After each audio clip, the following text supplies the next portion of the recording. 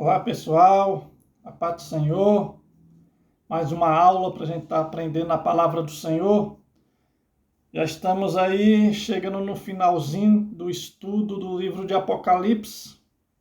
Estaremos aí meditando um pouco agora no capítulo de número 21, o novo céu, a nova terra e a nova Jerusalém, aquilo de bom que está preparado para os redimidos, aquilo de bom que Deus tem reservado para os salvos, para aqueles que perseveraram até o fim. Há uma recompensa, isso só nos incentiva a perseverar diante das lutas, das perseguições, das dificuldades.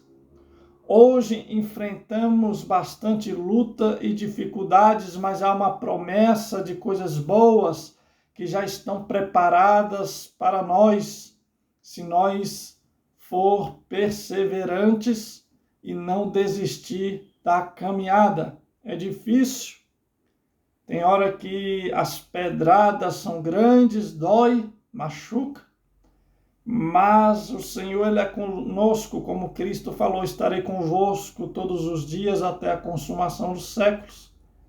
E a gente vai estar vendo que Deus tem para nós, reservado para a sua igreja, o que Cristo reservou para a sua noiva, a noiva do Cordeiro.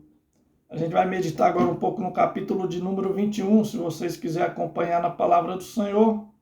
A gente vai fazer como fez nos capítulos anteriores, ler, parar um pouco e meditar.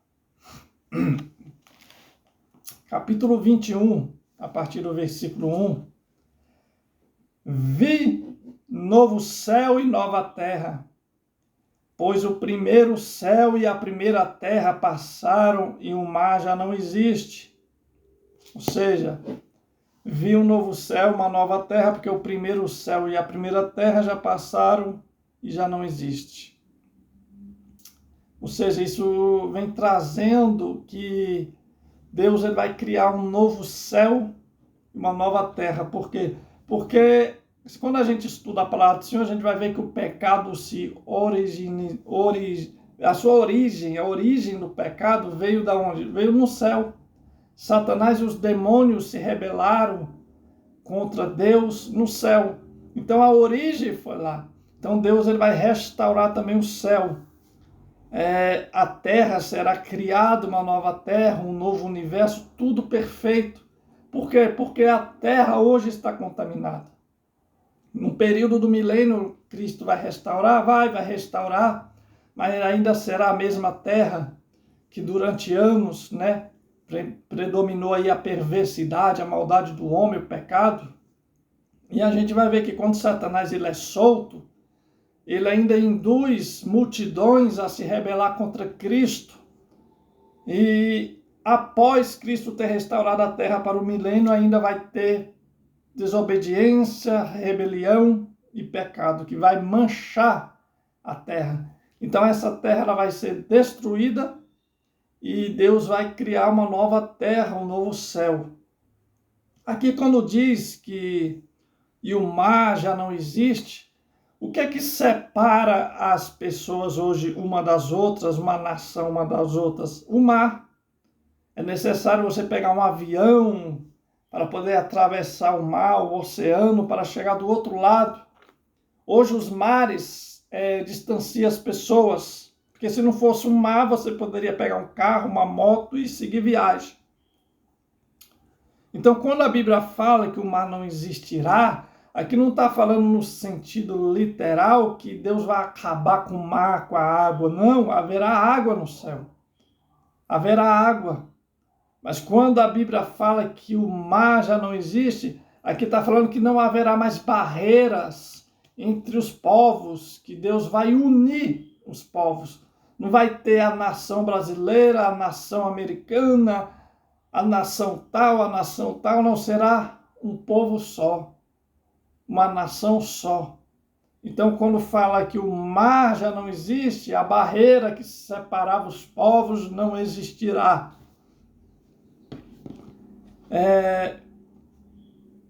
vamos ler lá em 2 Pedro 3, que é muito interessante, que vem falando também sobre a destruição da terra. 2 Pedro, capítulo 3, versículo 10. Diz assim a palavra do Senhor: virá, entretanto, como ladrão o dia do Senhor, no qual os céus passarão com estrepitoso estrondo, e os elementos se desfarão, abrasados. Também a terra e as obras que nela existem serão atingidas, visto que todas essas coisas hão de ser assim, desfeitas. Deveis ser tal como que vivem em santo procedimento e piedade, esperando e apressando a vinda do dia de Deus, por causa do qual os céus incendiados serão desfeitos, e os elementos abrasados se derreterão. Nós, porém, segundo a sua promessa, esperamos novos céus e nova terra, nos quais habita a justiça.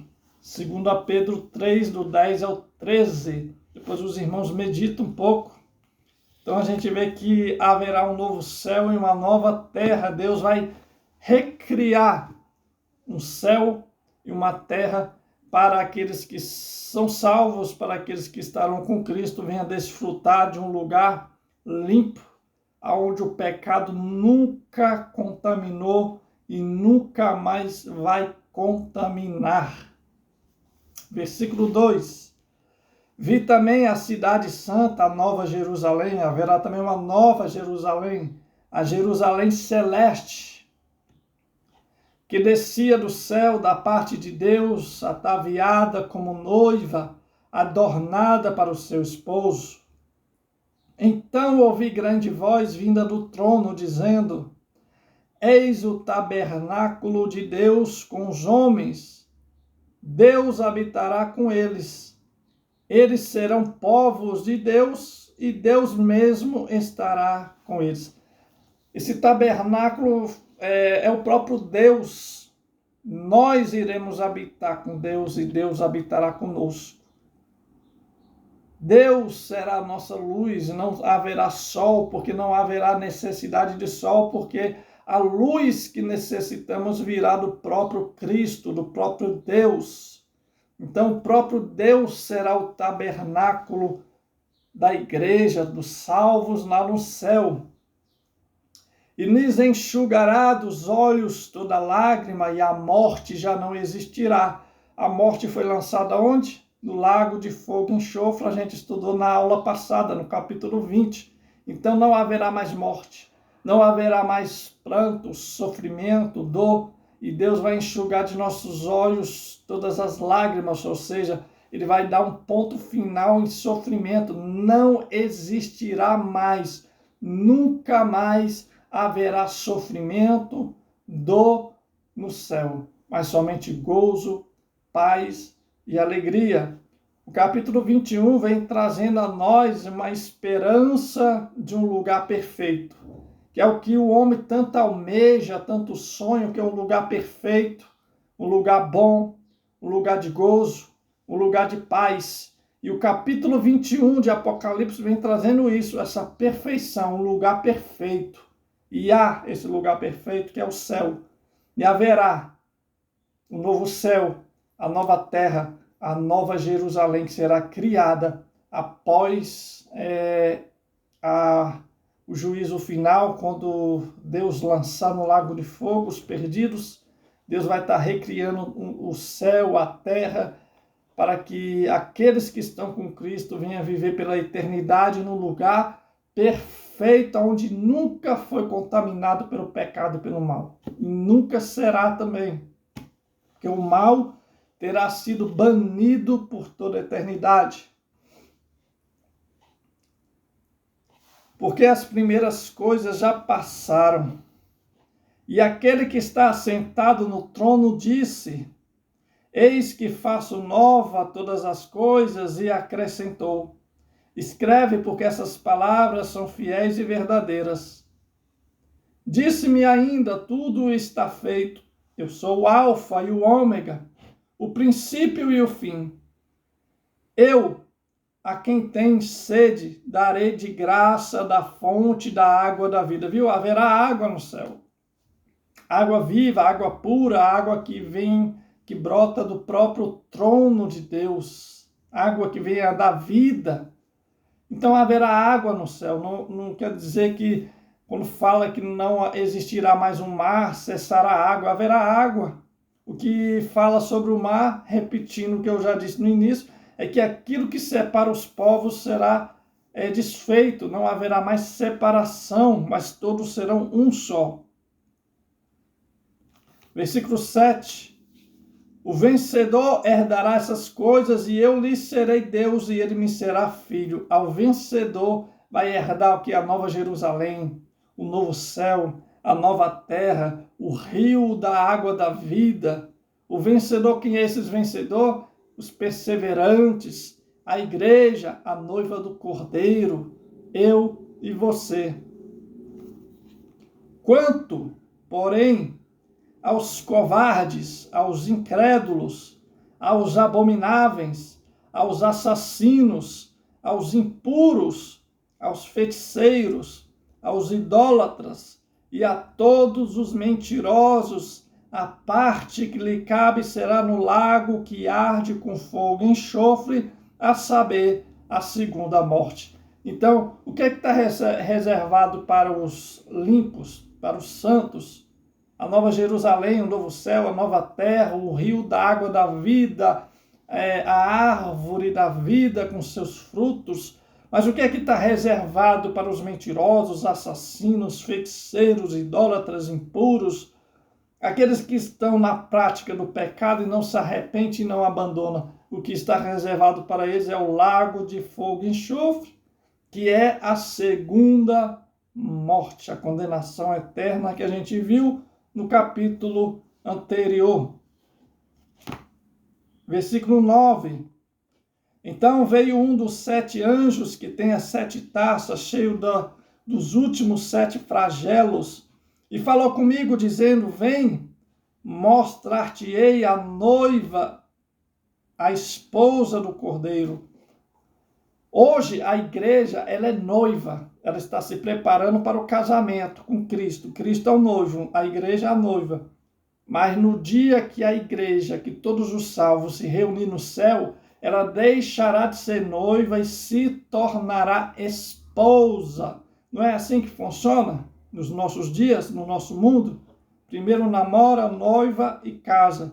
Hoje a igreja é noiva, mas quando chegar no céu se tornará esposa do Cordeiro. Quem é o Cordeiro? Cristo. Versículo 10. E me transportou em espírito até uma grande e elevada montanha, e me mostrou a santa cidade, Jerusalém, que descia do céu da parte de Deus, a qual tem a glória de Deus. O seu fulgor era semelhante a uma pedra preciosíssima, como pedra de jaspe cristalina. Tinha grande e alta muralha, 12 portas, e junto às portas 12 anjos, e sobre elas nomes escritos que são os nomes das 12 tribos dos filhos de Israel. Ou seja, quando fala de muro, está falando de segurança, é um lugar seguro. E é um lugar onde está protegido, onde o mal nunca mais entrará. Não haverá contaminação nenhuma. Aqui fala das 12 portas, com o nome dos 12 apóstolos, né? Das 12 tribos dos filhos de Israel. Aqui vem trazendo que a origem de Israel, a cidade, a nação eleita, o povo escolhido de Deus. Versículo 13. 3 portas se achavam a leste, 3 ao norte, 3 ao sul e 3 ao oeste. A muralha da cidade tinha 12 fundamentos e estavam sobre estes os 12 nomes dos 12 apóstolos do Cordeiro. A gente viu que os 12 nomes das 12 tribos de Israel nas portas E nas muralhas da cidade tinha também fundamento, estava sobre esses os 12 nomes dos apóstolos. O que é que isso significa? Os 12 nomes das tribos e os 12 apóstolos, o nome dos 12 apóstolos. Isso quer dizer o quê?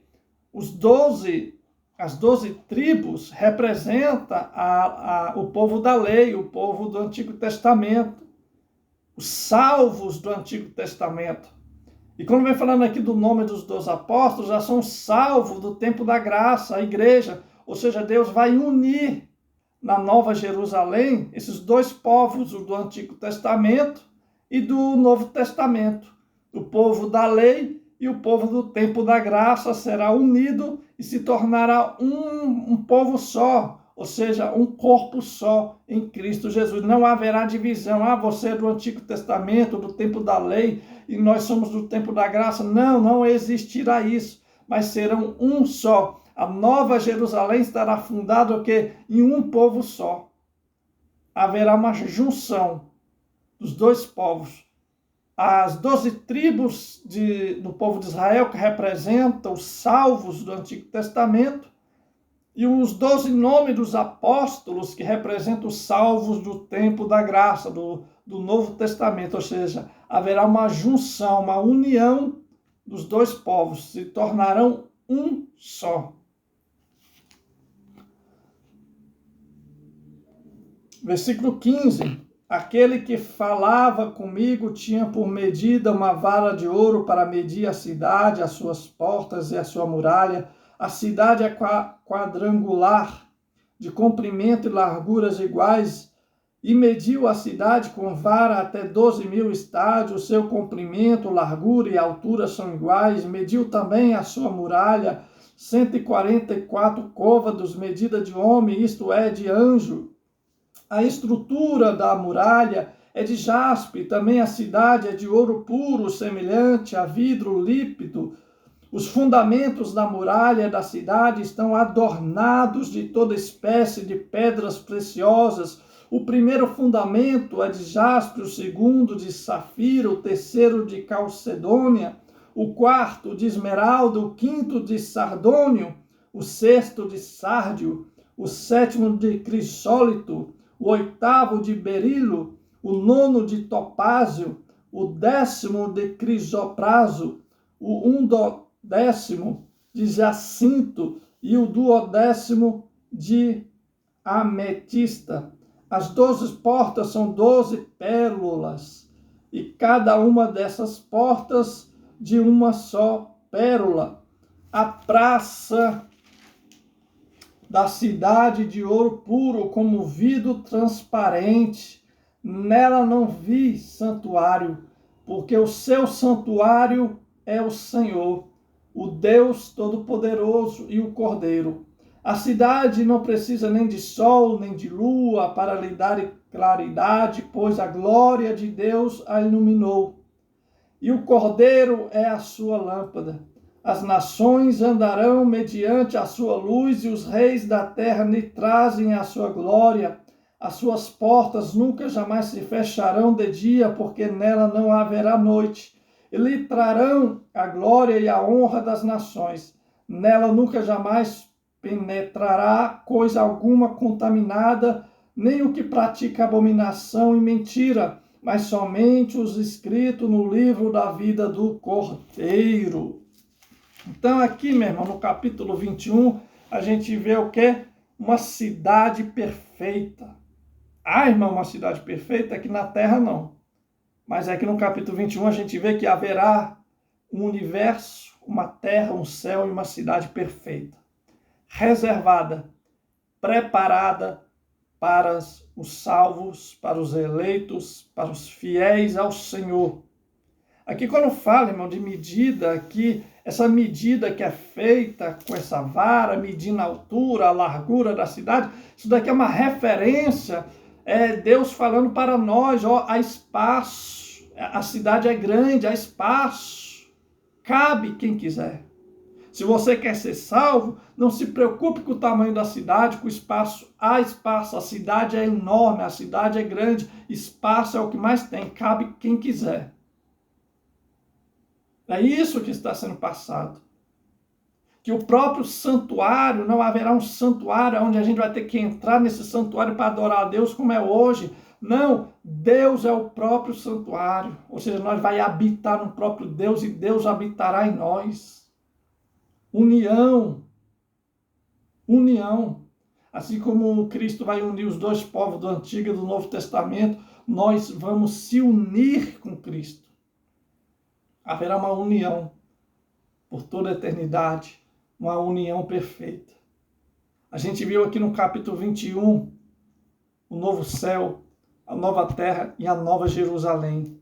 Um lugar perfeito. Resumindo, vamos resumir para terminar essa aula. O que é que o capítulo 21 quer nos ensinar? Há um lugar perfeito para nós. Você sonha em um lugar perfeito? Existe o novo céu, a nova terra e a nova Jerusalém. Existe um lugar perfeito para você, para a sua família, passar a eternidade. Existe um lugar perfeito.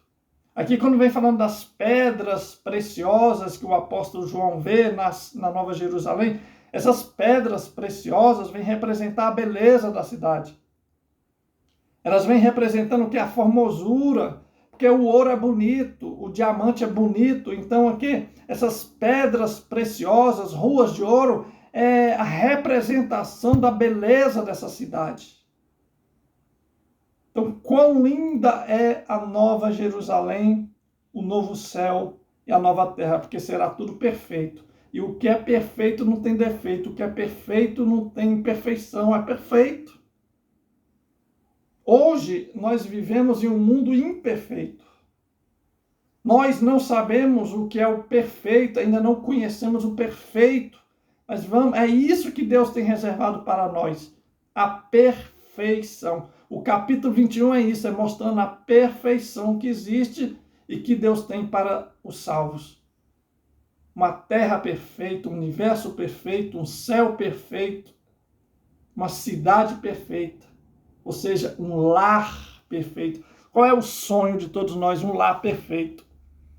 E é isso que o capítulo 21 nos ensina. Existe um lar perfeito que foi preparado para os salvos. Amém? Que Deus abençoe. Em breve a gente vai estar trazendo aí o último capítulo, o capítulo 22, que a gente vai estar meditando na próxima aula. E que Deus abençoe. Muito obrigado por ter participado de mais uma aula. Fica com Deus e até a próxima.